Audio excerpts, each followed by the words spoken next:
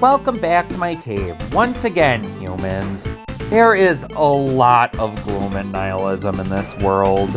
Especially with all the mass shootings in the USA, the COVID crisis, what's probably going on with the environment right now that no one seems to talk about. Sometimes I just want to escape from the nihilism and all the gloom and whatnot. Sometimes I just want to feel happy. Well, hey, then maybe I got the right game for you right here. What is that? Ow! Big Matt! Ugh, that smartsy old noggin. Alright, so what do we got here? Rainbow Billy? Curse of the Leviathan? Sure, why not? Let's check it out.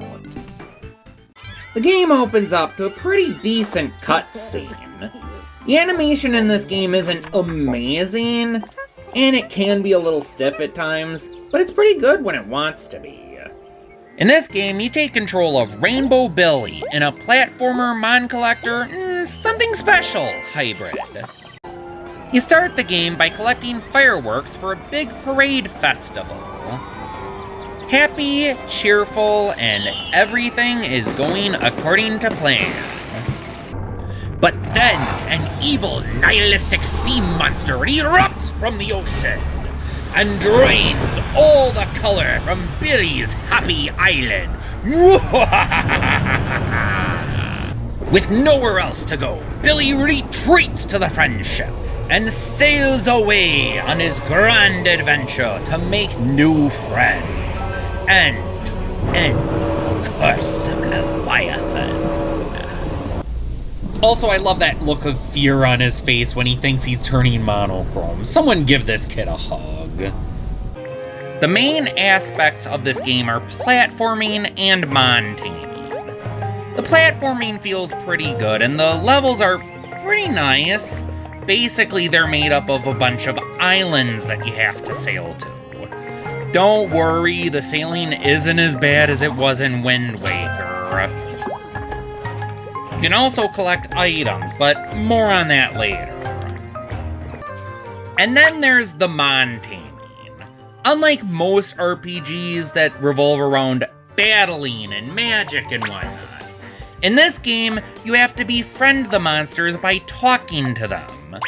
Trying to talk about their insecurities, what makes them tick, what kind of darkness they have in their heart, and that sort of stuff.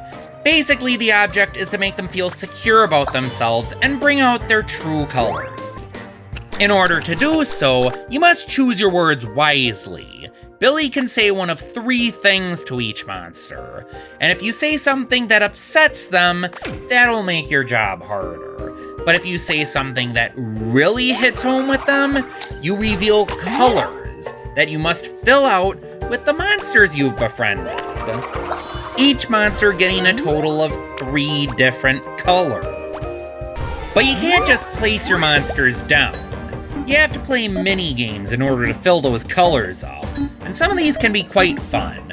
There's 5 different mini-games with plenty of different variations depending on the monster you use. The mini-games can be described as hitting buttons in a sequence, a la Dance Dance Revolution, a slot machine that requires quick timing to hit the right symbol, a ring game where you must move the joystick and hit the right buttons, a dodging game where you have to move Billy to avoid these quick-moving buzzsaws, and a paddle game where you must deflect the falling colored objects with the paddle.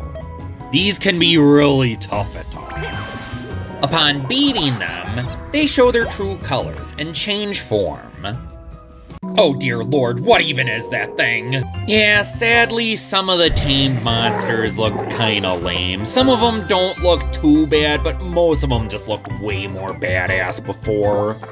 I mean, come on, you go from this badass mean bunny into this. Lame. Oh, I can't hate this character that much, though. He's probably the most relatable character in the game for a nature lover like myself. Just look at what he says. Each character has 3 different colors you can use, and a hidden ability. You unlock these colors and hidden ability by giving them fish, and remember those items I mentioned? You give those to them to learn more about the characters, as well as to level them up easier. But not just any item, you need to give them the right items.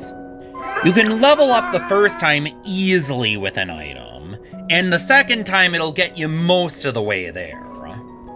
Each character has their own insecurities and character flaws.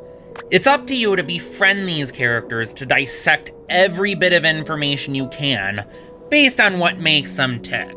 And honestly, it's kind of endearing, learning more about all these colorful monsters.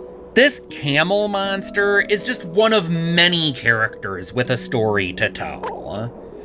And some characters even intertwine into other characters, such as the fact that there is a gay couple in this game in the form of Draco and Flapjack. I drew a picture of them. How does it look? I feel like there should be at least one character in this game you can kind of relate to. You know, unless you're... Baalf? Never mind.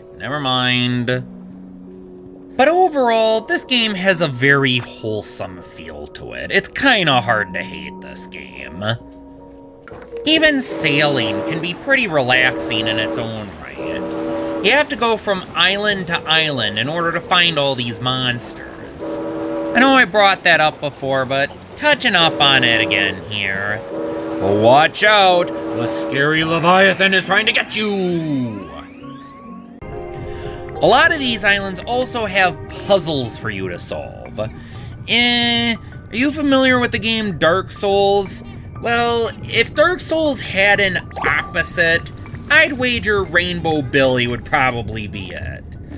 Compared to the tough-as-nails monochromatic Dark Souls, this game is not difficult, and most of these puzzles are pretty simple. Plus, the game is super colorful and super wholesome compared to the more dreary and gloomy Dark Souls. I do admit some of the tasks can be pretty nonsensical at times. Like, why can't I punch that bone? I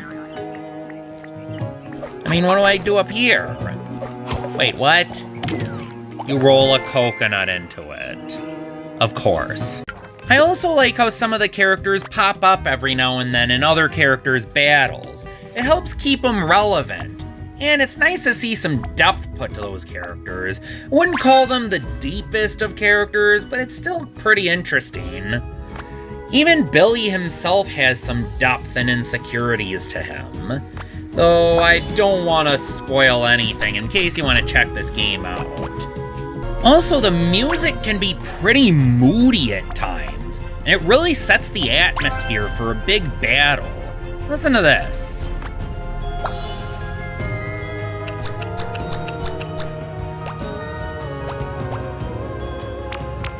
What do you think?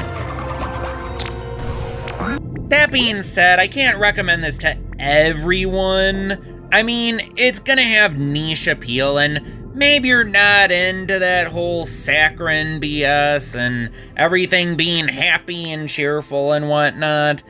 Maybe that's not for you.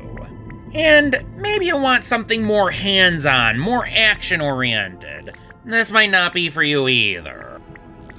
But as a wholesome experience and learning about other characters, this can be a pretty fun game.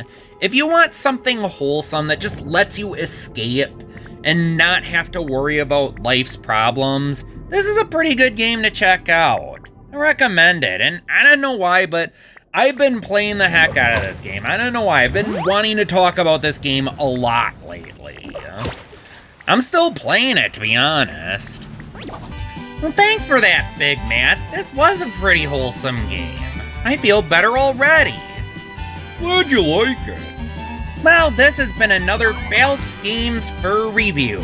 Until next time, I'm Baalf, and the cave is closed.